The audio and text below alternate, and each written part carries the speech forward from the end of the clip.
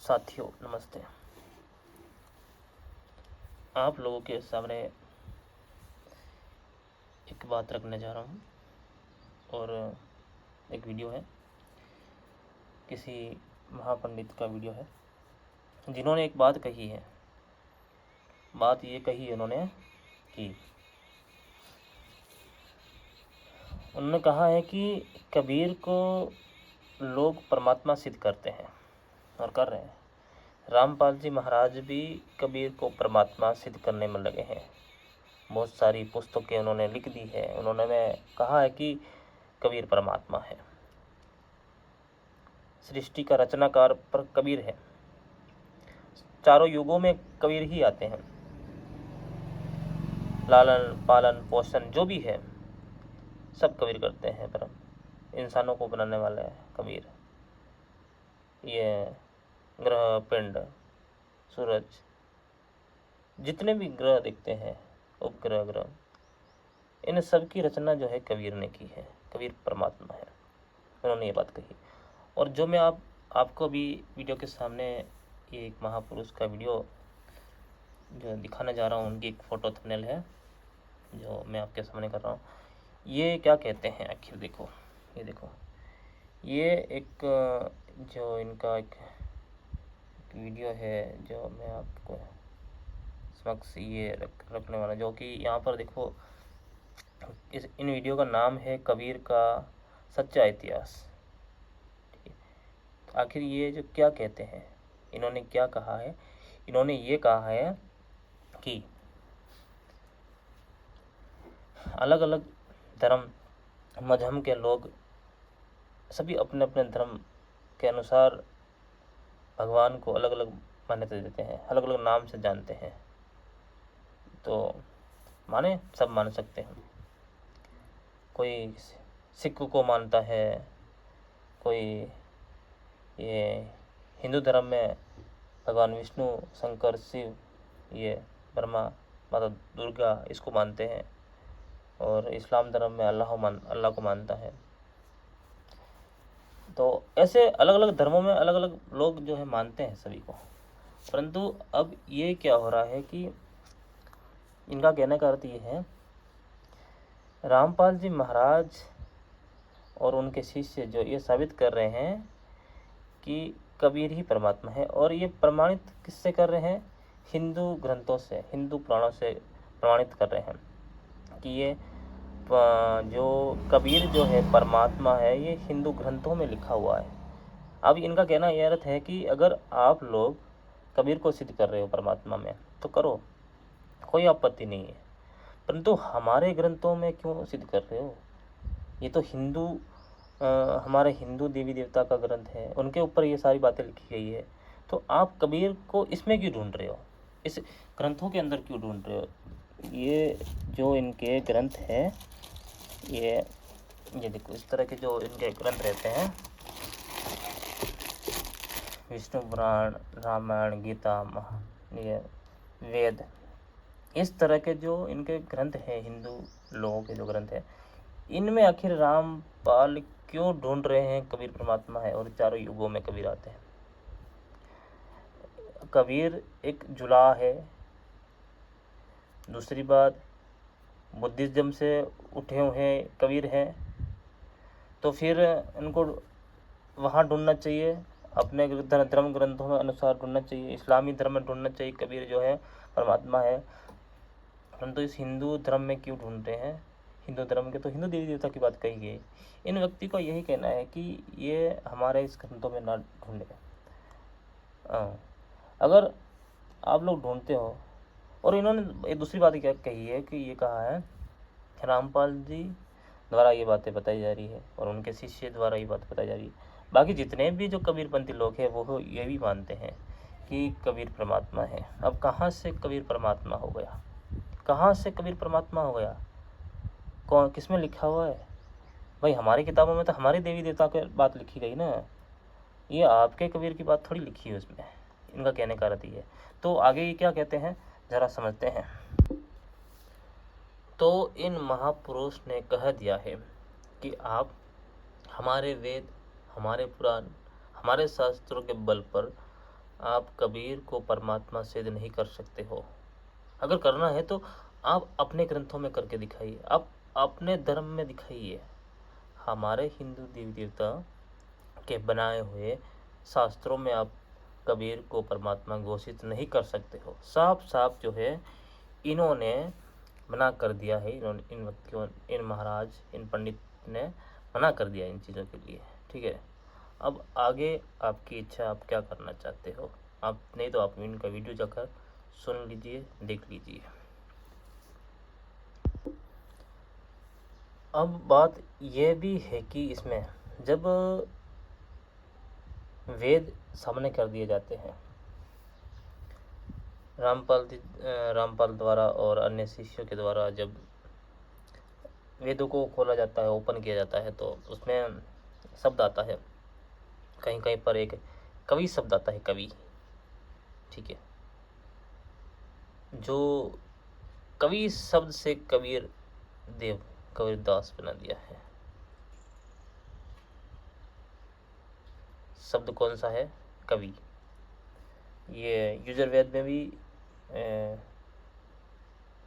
में भी एक 40 नंबर जो 40 अध्याय है, 40 नंबर अध्याय और 8 नंबर मंत्र जो है, उसमें भी एक शब्द आया है, कवि।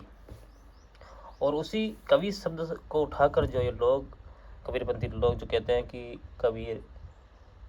कबीर है, कवि से सीधा कबीर बना दिए है और कबीर देव बना दिए है।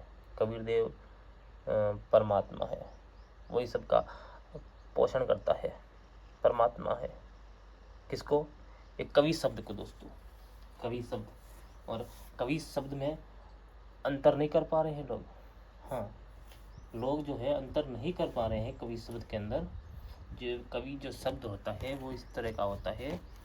ये जो एक कवि, जो अभी कवि जो शब्द हो गया है, इस तरह का होता है। और कबीर जो नाम आ रहा है, क और ये बी और र। अब इनका ये लोग एर फेर नहीं समझ रहे कि कवि क्या है और कबीर क्या है। अरे इस जो ये नाम है, इसमें दोनों में कितना अंतर है, ये भी नहीं देख पा रहे हैं। इन महापुरुष ने ये बात तो सही कही है कि वेदों के अंदर एक शब्द आ रहा है, कवि, और रामपाल बता रहे हैं कबीर है, और उनके जो शिष्य है वो भी बता रहे हैं ये कबीर है। कैसे कबीर है? कैसे कबीर है बताओ। कवि, जो कवि है वो एक अलग एक वो है किरदार है, और एक कबीर जो है एक अलग किरदार है। दोनों में बहुत भिन्नता है।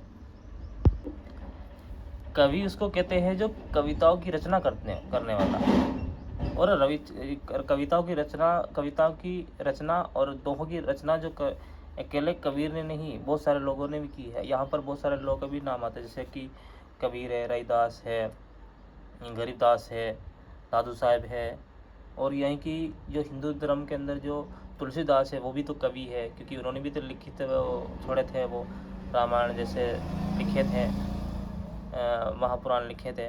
तो जो लिख रहा है, चाहे वो कोई भी, चाहे वो लिख रहा है ना, कुछ भी चीज़ वो सामने कर रहा है, लिख रहा है, तो वो तो कवि कहलाए ना। जिन्होंने कुछ कविताएं लिख दी, चाहे जैसे कुछ ये वाणियाँ लिख दी, या फिर कुछ शेर शायरी लिख दिए, तो वो तो ये कवि कहला रहा ना, कवि। अब यहाँ पर ये तो एक कबीर जो है एक पुरुष है, महाज्ञानी संत बोल सकते हैं, महाज्ञानी बोल सकते, एक संत है। अब ये वेदों के अंदर ये जो कवि मिल रहा है, इसको कबीर कह रहे हैं रामपाल जी।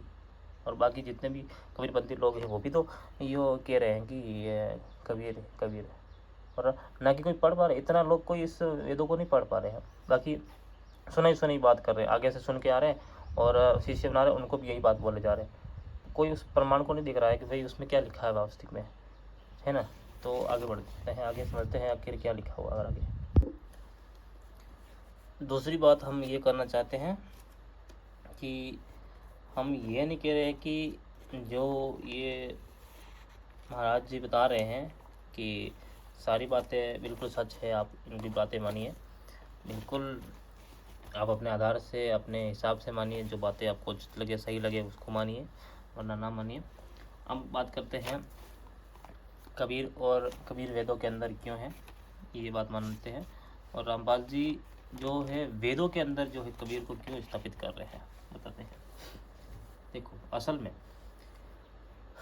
में क्या हो रहा है कि दो चीज़ें इसमें आती है। वेद, अगर कोई कहे कि वेद के अंदर, ये वेद हो गया, अगर वेद के अंदर अगर कबीर है तो फिर कबीर तो ये 1500 ईस्वी में हुए थे, 1500 ईस्वी में हुए थे लगभग।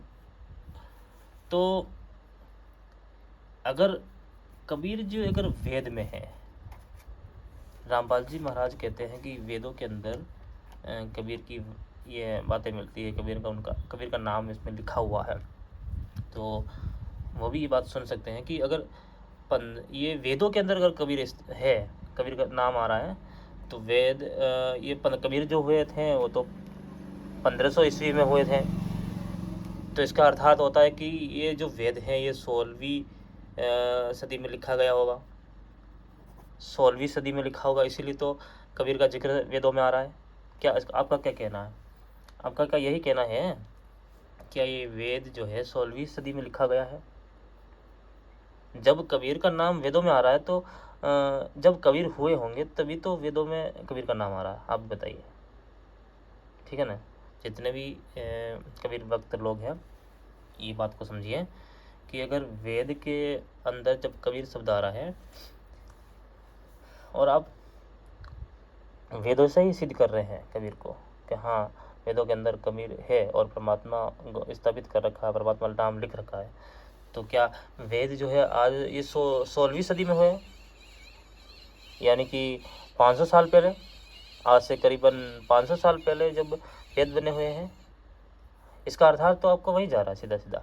जब कोई लोग वेदों के अंदर या पुराणों के अंदर कबीर को ढूंढ रहे हैं, जो लोग जितने भी लोग, तो इसका अर्थात तो सीधा वही जाता है कि आप लोग ये वेदों को भी आप ये 16वीं सदी तक ही घोषित कर रहे हैं। 16वीं सदी के लगभग वेद बने होंगे, है ना? तो पुराने वेद नहीं हो सकते हैं, ठीक है? यहाँ पर जो है बातें किसकी सही हो सकती है? क्या जो रामपाल द्वारा बताई गई बातें सब सही है, या फिर ये जो महापुरुष बैठे हुए हैं ये बात कर रहे हैं, ये जो अपनी बातें बता रहे हैं ये इनकी सही है? इनकी एक बात ये सही हो सकती है कि इन्होंने ये कहा है कि वेद के अंदर कबीर क्या कर रहे हैं, ये कहना चाहता है कि वेद तो हमारे हैं, हमारे बहुत प्राचीन है, तो वेद के अंदर तो कबीर क्या करे, यानी कि वेद कबीर तो आए 1500 साल पहले और वेद हमारे पुराने हैं, तो फिर कबीर उसमें कैसे ऐड हो सकते हैं? कहने का अर्थ ये भी हो सकता है इनका, ठीक है? नहीं, वेद इनमें ऐड नहीं हो सकते हैं, सीधा सीधा अर्थ है ये वेद मानते हैं बहुत पुराने। और वास्तविक में अगर वेद देखा जाए तो वेदों की रचना तो यहीं हुई है, बस इसे 11वीं 12वीं सदी के बाद जो वेदों की रचना हुई है यहीं से वेद लिखे गए हैं, ठीक है? और कबीर का जन्म जो है ये 15वीं सदी में हुआ है, ठीक है?